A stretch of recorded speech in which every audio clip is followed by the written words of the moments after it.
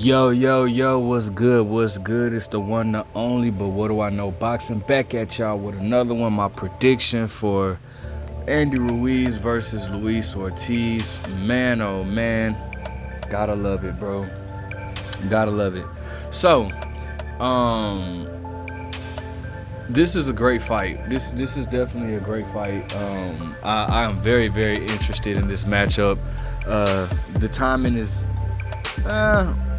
it's okay. I feel like, you know, before I get into my prediction, I want to break down what I think about both fighters at this point of their career. Starting off with Luis Ortiz, I feel like Luis Ortiz is I feel like he's kind of getting, up there in age. It's funny because I remember when people were saying Luis, at first people were saying Wilder should fight Luis because Luis was Anthony Joshua's mandatory. And people were saying how Wilder should fight Luis because Wilder hadn't fought anybody. Then when Wilder beat Luis, they want to claim that Luis is old and he's 1,000 years old and all this type of stuff.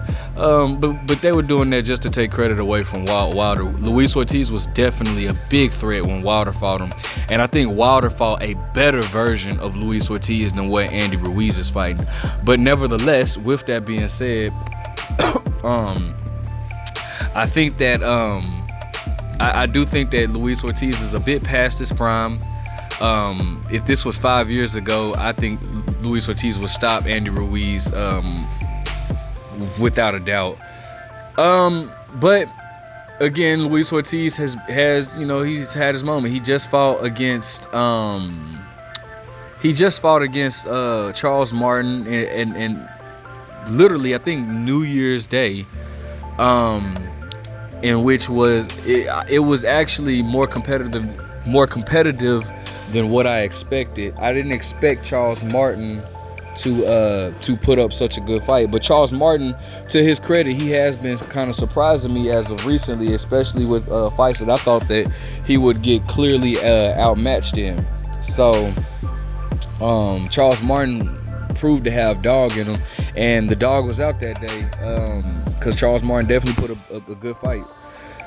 He dropped Luis Ortiz, which brings up my first concern with Luis Ortiz. I don't think Luis Ortiz has the legs that he once had a few years ago.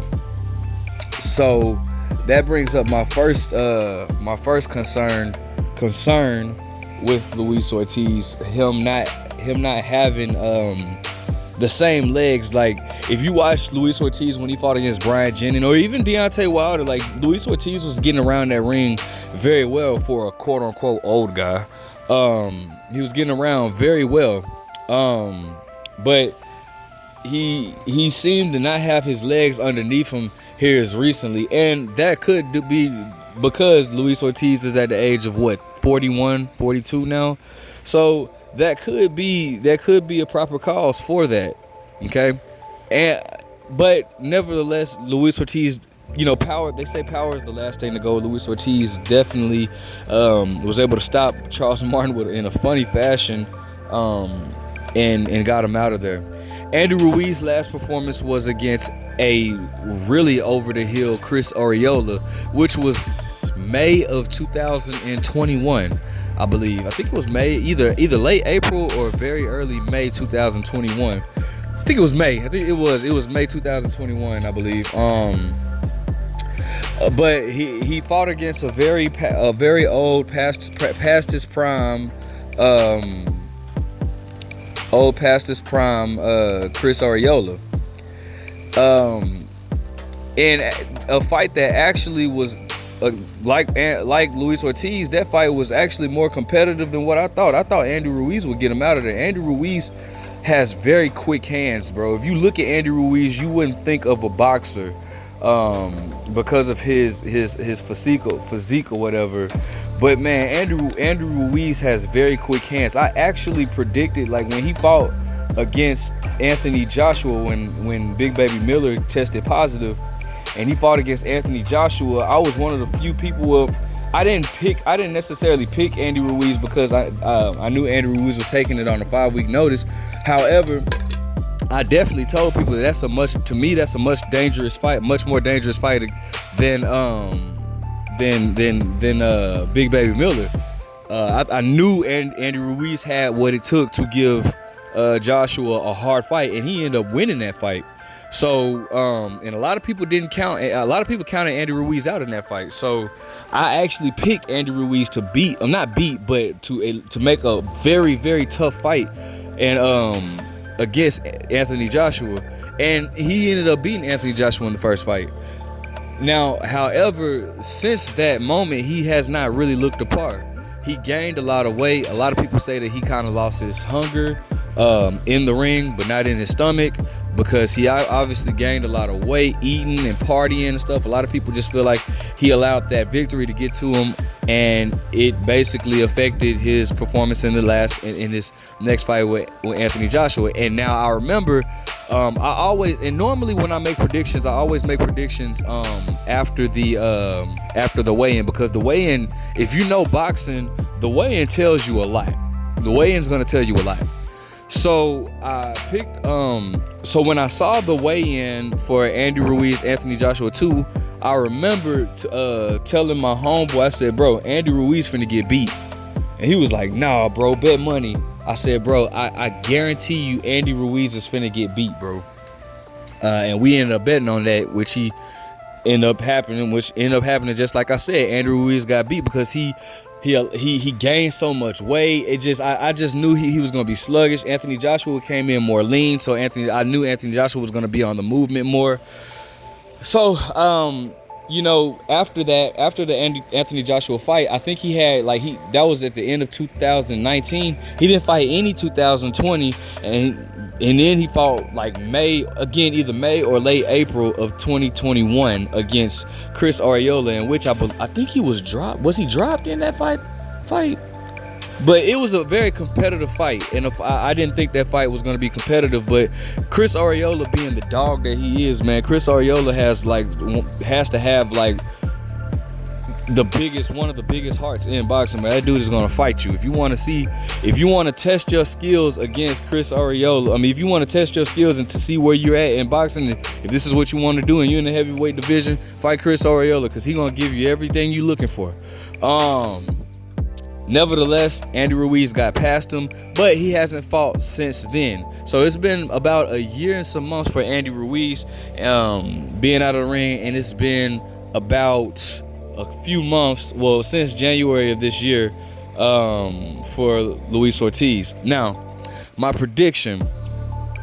First of all, what they both do well. Andy Ruiz, very good with combinations and countering.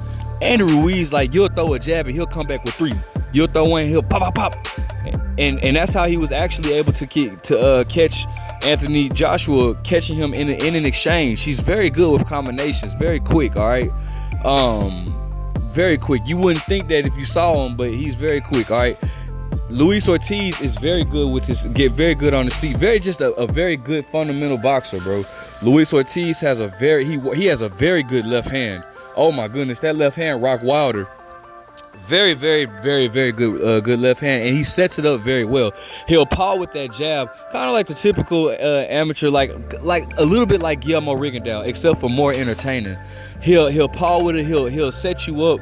And then boom. And the thing I love about Luis Ortiz is, unlike the typical Cuban like Lara or Guillermo Rigondeaux, when Luis Ortiz gets you hurt, he's trying to get you out of there. He's not finna just sit there and wait, because a lot of Cubans are very disciplined, and they'll even if they hurt you, they'll act as if though they don't, because they're very disciplined and they stick to the fundamentals. Luis Ortiz, if he gets you hurt with that straight left, and if that straight head left lands, it will hurt you. He's gonna try to get you out of there.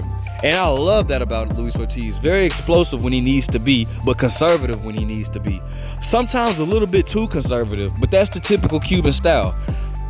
Now, with him being a little too conservative, I'm not sure how that plays into Andy Ruiz's hand, because Andy Ruiz relies on his combination, but he does a lot of it based off of counter punching.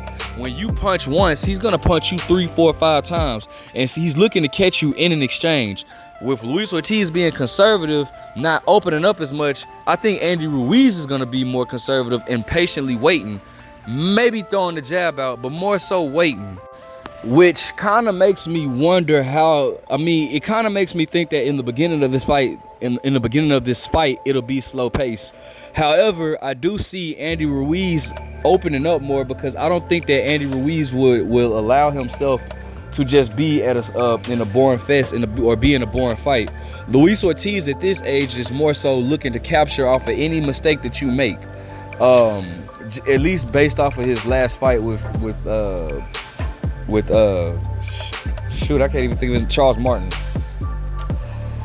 Luis Ortiz is looking to capture off of any mistake that you make.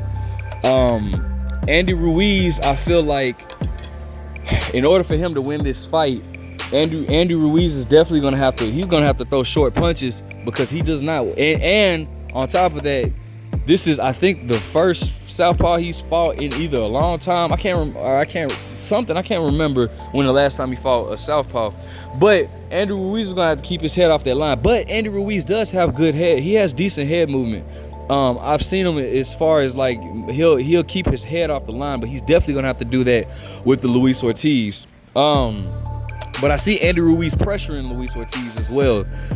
Luis Ortiz he'll be forcing Luis Ortiz to use his legs, in which Luis Ortiz has not shown good legs of recent times. Luis Ortiz, well, for him, he'll be punching down. Luis Ortiz, I hope he's been working on his leg movement, on his legs, because he is gonna have to use his legs a bit in this. Andy Ruiz is a stocky guy. He's gonna muscle up, not muscle up literally, but muscle up, tuck in, and he's looking to come inside off of the jab. And once he's inside, that's when them combinations are coming out. All right, Luis Ortiz has to keep this fight on more so at a distance.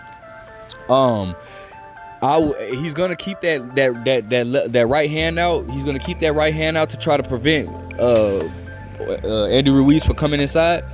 And he's gonna try to set up that left hand, that deadly left hand at that. But with that, he does leave himself vulnerable, or at least of lately, he leaves himself vulnerable to get hit, because maybe his timing is off, or maybe his timing was off just for that fight with Charles Martin. Nevertheless, I do feel like Luis Ortiz is definitely going to. I feel like Luis Ortiz is a smarter fighter, but I feel like Andy Ruiz is the more aggressive. So it makes for a very good bout. The whole card is a good bout. Ryo's gonna be on there. It's the return of Abner Maris. The whole card is a good fight. Now my prediction, well, I'm going to go with I don't know. It's a tough one because of because of the timing of this fight. Luis Ortiz doesn't seem to have his legs like he used to, and he does seem to be getting up there in age. I feel like Andy Ruiz is going to have to make this an aggressive fight, and make this a fast-paced fight. Don't fight at the older man's time, because making it a slow-paced fight is what's going to favor Luis Ortiz. But Luis Ortiz definitely has the IQ to make it a slow-paced fight. It's a tough one. I can see Andy Ruiz doing very good work in the mid to late rounds, but I can also see Andy Ruiz getting stopped in the late rounds. But I'll put it like this: should it go to the cards, I have Andy Ruiz winning 115 to 113 if he does not get stopped. That is my prediction, but what do I know?